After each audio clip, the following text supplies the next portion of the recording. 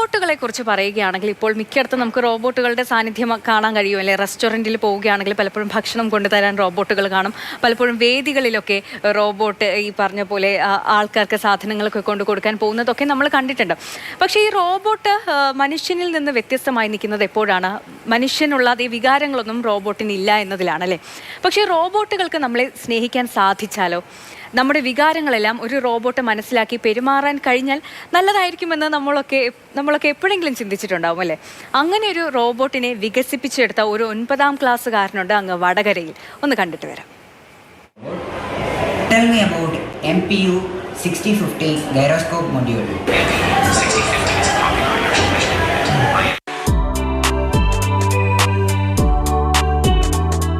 മറ്റുള്ളവരുടെ വികാരം ഉൾക്കൊണ്ട് മറുപടി നൽകുന്ന ഒരു റോബോട്ട്. നമ്മുടെ വിഷമങ്ങളും സന്തോഷങ്ങളും എല്ലാം ഈ കുഞ്ഞൻ റോബോട്ടിന് മനസ്സിലാകും. എസ്റ്റോൺ എന്ന് പേരിട്ട ഈ റോബോട്ടിനെ നിർമ്മിച്ചത് ശരൺലാൽ എന്ന 9ാം ക്ലാസ്സുകാരനാണ്. കോഴിക്കോട് NITയിലെ വിദഗ്ധർക്ക് മുൻപിൽ അവതരിപ്പിച്ച ആശയത്തെ ഇതിനോടകം തന്നെ എല്ലാവരും ഏറ്റെടുത്തു കഴിഞ്ഞു. മനുഷ്യന്റെ അധ്വാനം ലഘൂകരിക്കുകയാണ് ഇത്തരമൊരു നിർമ്മിതിക്ക് പിന്നിലെ ലക്ഷ്യം.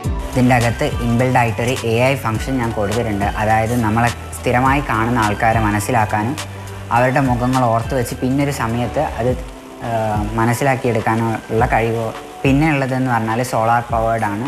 And more over the robot can do or help us like health care, business, finance, education എന്ന് പറഞ്ഞ പോലത്തെ കുറേ ഫീൽഡുകളിൽ നമ്മളെ ഈ റോബോട്ടിന് ഹെൽപ്പ് ചെയ്യാൻ പറ്റും.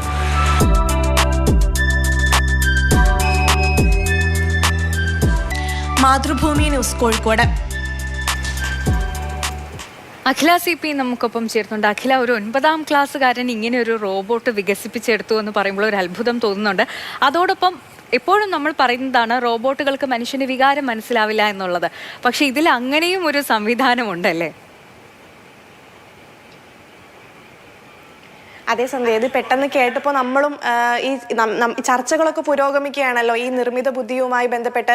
റോബോട്ടുകൾ, അതായത് നമ്മുടെ ഈ മനുഷ്യന്റെ അധ്വാനത്തെ കുറയ്ക്കാൻ റോബോട്ടിന് സഹായിക്കുന്നുണ്ടെങ്കിലും ഈ മനുഷ്യന്റെ വികാരങ്ങൾ, ഇപ്പോൾ ഒറ്റപ്പെട്ട് ജീവിക്കുന്ന ഒരുപാട് മനുഷ്യരുണ്ടാവും. അപ്പോൾ അവരുടെ ഈ സന്തോഷങ്ങളും സങ്കടങ്ങളും വികാരങ്ങളൊന്നും ഒക്കെ മനസ്സിലാക്കാൻ റോബോട്ടുകൾക്ക് സാധിച്ചിരുന്നെങ്കിൽ എന്ന് നമ്മളെല്ലാവരും ചിന്തിച്ചിട്ടുള്ളതാണ്. അതുമായി ബന്ധപ്പെട്ടിട്ടുള്ള ചർച്ചകളൊക്കെ പുരോഗമിക്കുകയാണ്. അപ്പം അതിനിടയിലാണ് വെറും ഒരു 9ാം ക്ലാസ്സുകാരൻ ഇത്തരത്തിൽ നിർമ്മിത ബുദ്ധിയുമായി കൂട്ടിച്ചേർത്തുകൊണ്ട് ഇത്തരത്തിൽ വികാരങ്ങളൊക്കെ മനസ്സിലാക്കാം, അല്ലെങ്കിൽ നമ്മൾ സങ്കടമാണോ സന്തോഷമാണോ എന്നൊക്കെ തിരിച്ചറിയാൻ ഒരു റോബോട്ടിന് സാധിക്കൂ എന്ന് പറയുന്നത്. അപ്പോൾ അത് വലിയ കണ്ടുപിടുത്തമാണ്. ഒരു 9ാം ക്ലാസ്സുകാരൻ ചെയ്തു, അല്ലെങ്കിൽ 9ാം ക്ലാസ്സുകാരൻ അതിന് മുന്നിട്ടിറങ്ങി എന്ന് പറയുന്നത് അതിനും വലിയ കാര്യമാണ്. അപ്പോൾ ശരൺലാലാണ് അതിന് നേതൃത്വം നൽകിയിട്ടുള്ളത്. വടകര ശ്രീനാരായണ ഹയർ സെക്കൻഡറി സ്കൂളിലെ 9ാം ക്ലാസ് വിദ്യാർത്ഥിനിയാണ്. അപ്പോൾ ഇത്തരം ആലോചനകൾ, ഇപ്പോൾ ഈ സാങ്കേതിക വിദ്യയോട് ആദ്യം മുതലേ താല്പര്യമുള്ള ഒരു വ്യക്തിയാണ് ശരൺലാൽ. അപ്പോൾ ഒരു 8 മാസം മുൻപാണ് ഇത്തരത്തിൽ ഈ മനുഷ്യന്റെ വികാരങ്ങളൊക്കെ ഒരു റോബോട്ടിലേക്ക് സന്തോഷവും സങ്കടമൊക്കെ ഒരു റോബോട്ടിന് മനസ്സിലാക്കാൻ സാധിച്ചിരുന്നെങ്കിൽ എന്നുള്ളൊരു ചിന്ത ശരൺലാലിന് വരുന്നത്. അത്തരത്തിൽ ഈ സ്കൂളിൻ്റെയും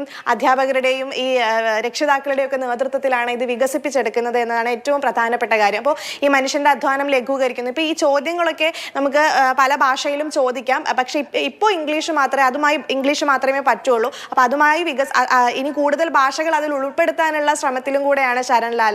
അപ്പോൾ എന്തായാലും ഈ പറയുന്ന പോലെ നമ്മളിപ്പോൾ 2025 AI എത്രത്തോളം നമ്മുടെ ജീവിതത്തിലൊക്കെ സ്വാധീനം ചെലുത്തി തുടങ്ങിയിട്ടുണ്ട് എന്നൊക്കെ നമുക്കറിയാം. ആ ഒരു കാഴ്ചപ്പാട് മുന്നോട്ട് വെച്ചിട്ടാണ് ശരൺലാലിൻ്റെ ഈ പ്രവർത്തനം. എന്തായാലും ഒരുപാട് ഇനി ഒരു കുഞ്ഞൻ റോബോട്ടാണ്, കാഴ്ചയ്ക്ക് വലിപ്പമൊന്നും ഇല്ലെങ്കിലും ഒരു കുഞ്ഞൻ റോബോട്ടാണ്. നമ്മുടെ ഇന്നത്തെ ഇപ്പം നമ്മൾ സന്തോഷത്തിലാണെങ്കിൽ നമ്മളോട് സന്തോഷത്തിൽ പെരുമാറുകയും നമ്മൾ സങ്കടത്തിലാണ് പെരുമാറുന്നതെങ്കിൽ എന്തായാലും ഭാവിയിൽ ചിലപ്പോൾ ഇതുപോലുള്ള റോബോട്ടുകളൊക്കെ ആയിരിക്കും നമുക്കൊപ്പം ജോലി ചെയ്യുന്നതും ഒക്കെ. ശരി അഖില.